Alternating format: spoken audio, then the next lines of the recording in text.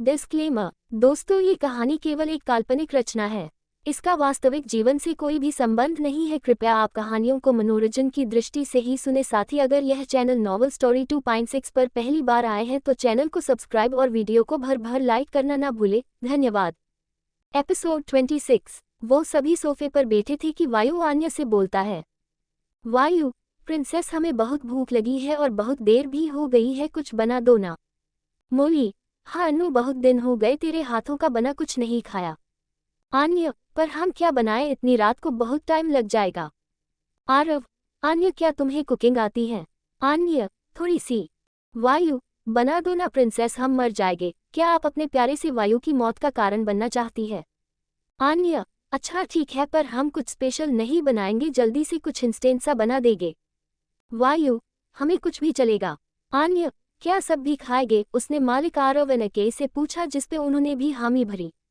अन्या सीधा उठकर किचन में चली गई और इधर अवियंश भी चेंज कर नीचे आ गया था। वो आकर सोफे पर सभी के पास बैठ गया। वो बैठा ही था कि उसकी नज़र वायु पर पड़ी, जो सोफे पर बैठा कम और लेटा ज्यादा था।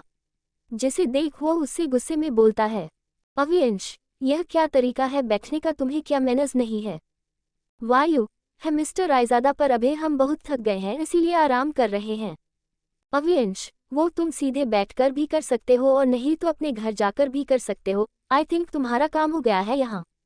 वायु, क्या आप मुझे भगाने की कोशिश कर रहे हैं? अवियंश, मैं कोशिश नहीं कर रहा, मैं तुम्हें भागने के लिए ही बोल रहा हूँ।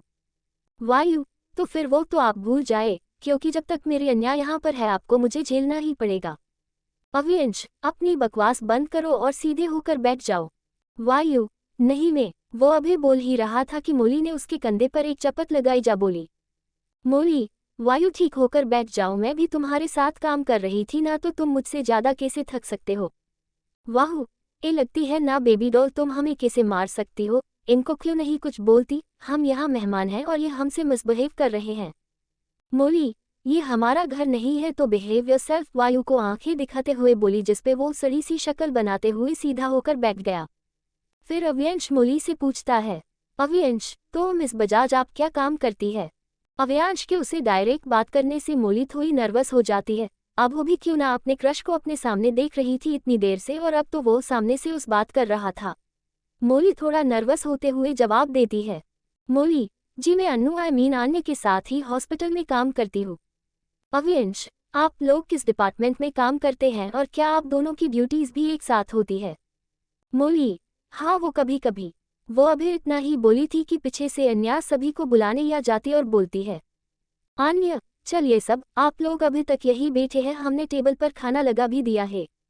उसकी बात सुन वायु सबसे पहले खड़ा होता है और बिना देरी किए सीधा टेबल की तरफ भाग जाता है। बाकी सभी भी टेबल पर जाकर बैठ जाते हैं तो अवियंश भी बैठ जाता है, जिसे देख आन्या बोलती है, आन्या, मिस्टर रायजादा, क्या आप भी हमारे साथ खाएंगे? अवियंश, क्यों, मैं नहीं खा सकता क्या? आन्या, नहीं, हमने सभी के हिसाब से प्लेट्स निकाले थे, अगर आप खाएंगे तो हम आपके लिए भी प्लेट निकाल लाते हैं। अवियंश, जरूर, क्यों नहीं। इतना बोल वो अपनी हेड चेयर पर बैठ जाता है और अन्या उसे मुंह को घूरते हुए किचन में चली जाती है। अवियंश देखता है कि आन्या ने veg soup with pasta and bread toast बनाए हैं। ऐसे ही देखते उसकी नज़र वायु पर जाती है, जो कि बोल में सूप निकाल कर ब्रेड के साइड्स निकाल उसके छोटे टुकड़े कर उसे सूप में डाल रहा था दो ब्रेड के साथ। ऐसा करने के बाद उसने प्लेट में पास्ता निकाला और साइड से जो प्लेट गंदी हो गई थी उसे टिश्यू से साफ किया। फिर जिन दो ब्रेड्स के साइड उसने रिमूव किए थे उन पे बटर लगाकर पास्ता के साइड में सजा दिया और फिर उस प्लेट और सूप को अपने साथ वाली चेयर की तरफ सरका कर रख दिया, जो कि खाली थी। फिर अपने लिए दूसरी प्लेट में खाना निकालने लगा। वो ये देख ही रहा था कि अन्या ने आकर उसके सामने उसकी प्लेट रखी और खुद जाकर वायु की साथ वाली खाली चेयर पर बैठ गई। यहाँ उसकी प्लेट पहले से रेडी थी। आन्या भी वहाँ बैठ आराम से खाने लगती है कि वायु उसका हाथ पकड़ अपने सीने पर रख बोलता है, वायु, वाह क्या बात है, आज तो तुम मुझे अपने इस टेस्टी खाने से मारने वाली ही। क्या खाना बनाया है तुमने, बिल्कुल कमाल। सभी को आन्या के हाथ का कहना काफ़ी पसंद आया था। अवियंश भी इसका खाना शांति से एंजॉय करते हुए खा रहा था और सभी की बातें सुन रहा था। क्योंकि उससे ज़्यादा बातें करनी पसंद नहीं थी, इसीलिए वो अक्सर लोगों की बातें सुना करता था। मोली, सही में यार, आज कितने दिनों बाद तुम्हारे हाथ का खाना खाया है, सच्ची में मज़ा आ गया। मालिक, सच में अन्या, तुमने बहुत अच्छा खाना बनाया है, तुमने पहले क्यों नहीं बताया कि तुम्हें खाना बनाना भी आता है? अके, इसीलिए ताकि तू बार बार उससे बनाने को ना कहे। मालिक, ओ शट अप। आरव, सही में आन्या, मालिक खाने का बहुत भूखा है, टेस्टी खाने के लिए ही इसने अपने घर में इतने शेफ रखे हैं। मालिक, तो इसमें क्या बुराई है, मुझे टेस्टी चीजें खाने का शौक है बस। मोली, तो आप वायु और अन्नू के जैसे हैं, ये दोनों बिल्कुल भूखड़ हैं, दोनों अपने खाने को लेकर इतने ड्रामेबाज हैं ना, इनको तो रातों को उठ उठ कर खाने की आदत भी है। कई बार तो ये दोनों घर से भी गायब हो जाते थे रात में, क्योंकि इनको कुछ खाने को नहीं मिलता था और फिर 24/7 स्ट्रीट फूड वालों के पास अक्सर मिल जाते थे। अके, क्या सच में? मालिक, hands off to you, Anya मैं इतना भूखा भी नहीं हूँ। मोली की बात सुन सभी हंस रहे थे और आन्या और वायु मोली को खा जाने वाली नजरों से घूर रहे थे। आन्या का गुस्से में नाक लाल हो गया था। वो बहुत क्यूट लग रही थी। अव्यंश उसे ध्यान से देख रहा था और मन ही मन हंस रहा था। आन्या, मोल की बच्ची, अब हम आपसे बात नहीं करेंगे। हमने सोचा था कि हम आपको अपने साथ कैंपिंग पर लेकर जाएंगे, पर अब नहीं, हम सिर्फ वायु के साथ जाएंगे। वायु, आप जाएंगे ना हमारे साथ? वायु, हाँ क्यों नहीं प्रिंसेस, हम तो जरूर जाएंगे और फिर हम किसी को अपनी पिक्स दिखा दिखा कर जलाएंगे और वहां पर हम बहुत सा टेस्टी खाना भी खाएंगे। आन्या, जी जरूर, क्यों नहीं, वो तो हम पक्का खाएंगे। मोली, क्या सच में तुम दोनों मुझे छोड़कर चले जाओगे? आन्या, वायु इन्हें बोले हमसे माफी मांगे। वायु, नहीं, पहले आप बोले कि हमसे मांगे। मोली, अच्छा अच्छा, तुम दोनों ही मुझे माफ कर दो प्लीज ना। अगर तुम दोनों मुझे माफ करोगे तो मैं तुम दोनों को वहां जाकर अपने हाथ से फिश बनाकर खिलाऊंगी। उसकी फिश वाली बात सुन दोनों की आंखें चमक जाती है, पर दोनों एक दूसरे की तरफ देख आंखों ही आंखों में एक दूसरे को इशारा करते हैं और बोलते हैं, आन्या, ठीक है, अब आप इतनी भी रिक्वेस्ट मत करिए। वायु, सिर्फ फिश के लिए मान रहे हैं हम, वरना हमें मनाना बहुत मुश्किल है, आप जानती है। मोली, हाँ हाँ, मैं अच्छे से जानती हूँ तुम दोनों को मनाना कितना मुश्किल है। सभी उन तीनों की यह नौटंकी देख हंस रहे थे और अव्यंश का तो पूरा ध्यान आन्या पर था। आज उसे अपने दोस्तों के साथ बहुत अलग लग रही थी, बिल्कुल एक बच्चे की तरह नहीं तो उसने जब भी उसे देखा था हमेशा सीरियस जा उससे उल्टे जवाब देते हुए।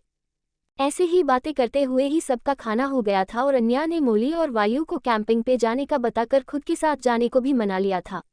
सभी अपनी कार से लोकेशन पर जाएंगे ये तय हो गया था और फिर मोली और वायु वहां से चले जाते हैं। उनके जाते ही मालिक आरव और अके भी अपने घर निकल जाते हैं। अन्य भी अव्यंश गुड नाइट बोल अपने रूम में चली जाती है और अव्यंश भी सोने चला जाता है। एपिसोड 27। सभी ने मिलकर खाना खाया और बातें की। रात ज्यादा हो जाने की वजह से सभी अपने घर वापस लौट गए थे और अन्य अव्यंश भी अपने कमरों में जाकर सो गए थे। अगले दिन, आज संडे था और अन्य और अव्यंश दोनों ही घर पर थे।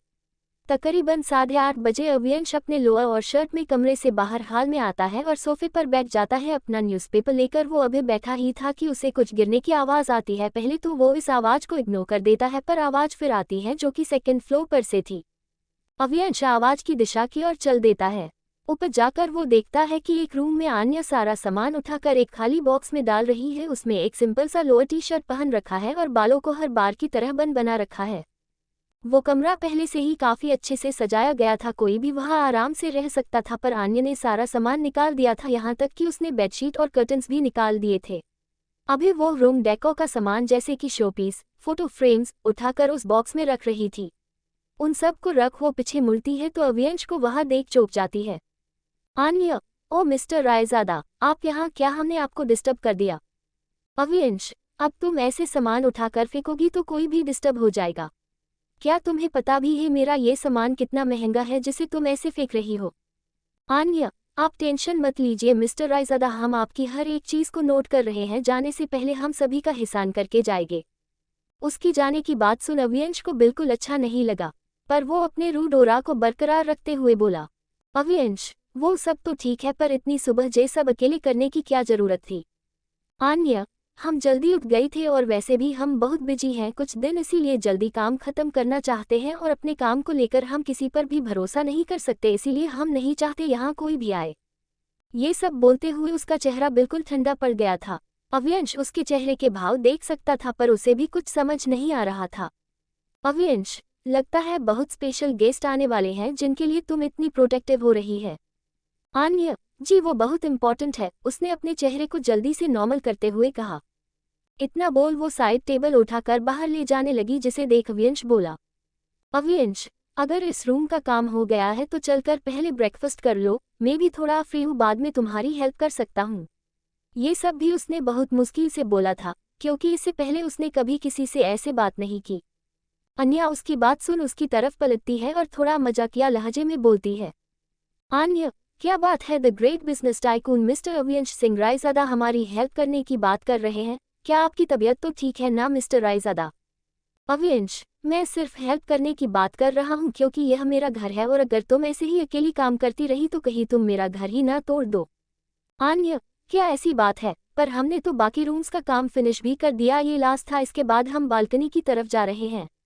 आप जाकर ब्रेकफास्ट कर लीजिए, हमें थोड़ा टाइम और लगेगा, वैसे भी 12 बजे तक कुछ लोग आ जाएंगे, वायु ने हमारे लिए अरेंज करवा दिया है। अन्य इतना बोल बाहर की तरफ चल दी। यही अवियंश वायु का नाम सुन एक बार फिर चीख गया था, पर जल्दी ही अपने आप को शांत कर वो अन्या के पीछे बालकनी की तरफ चल देता है।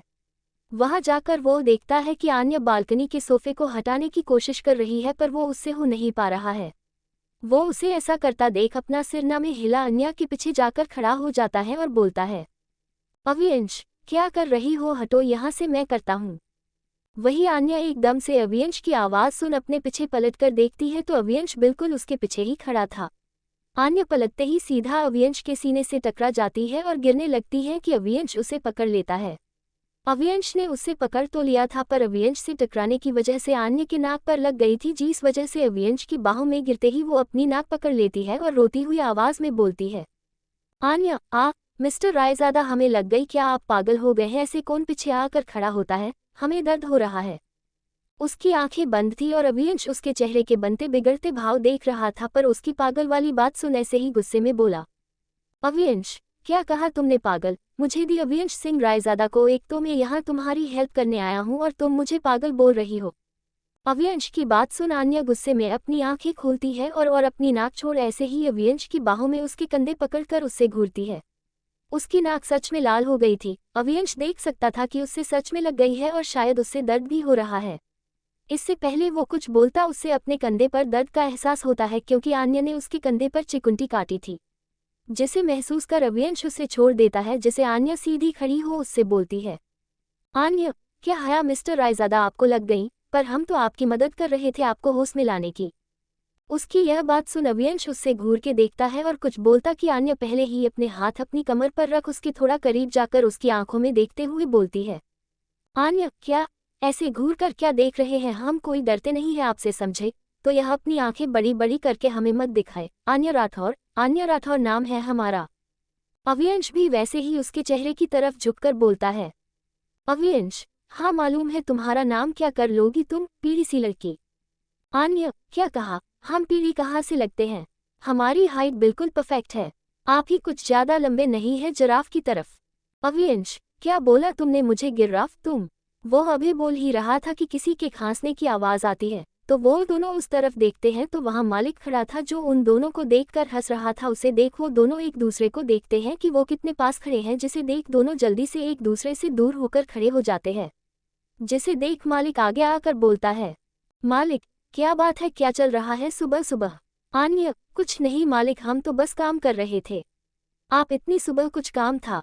मालिक, हाँ वो अभी से काम था। अन्या, ठीक है तो आप बात करिए, इस गिराफ से हम ये सामान रख कर आते हैं।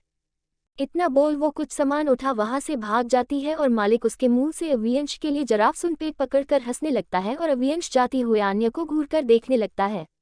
अन्या भी जाते हुए पीछे पलट अवियंश को अपनी जीभ दिखा भाग जाती है, जिसे देख वो और चिढ़ जाता है और गुस्से से मालिक से बोलता है, अवियंश, अगर कोई जरूरी बात नहीं है तो अपना मुंह बंद करके निकलो यहाँ से। मालिक, नहीं अभी ये बहुत जरूरी है। फिर मालिक अवियंश को कुछ ऐसा बताता है जिसे सुन अवियंश का ओरा और डाक हो जाता है। तो दोस्तों आगे कहानी में क्या होगा ये जानने के लिए स्टोरी को सुनते रहिए सिर्फ और सिर्फ नॉवल स्टोरी 2.6 पर। अगर कहानी आप सबको पसंद आए तो लाइक शेयर और कमेंट जरूर करें। धन्यवाद।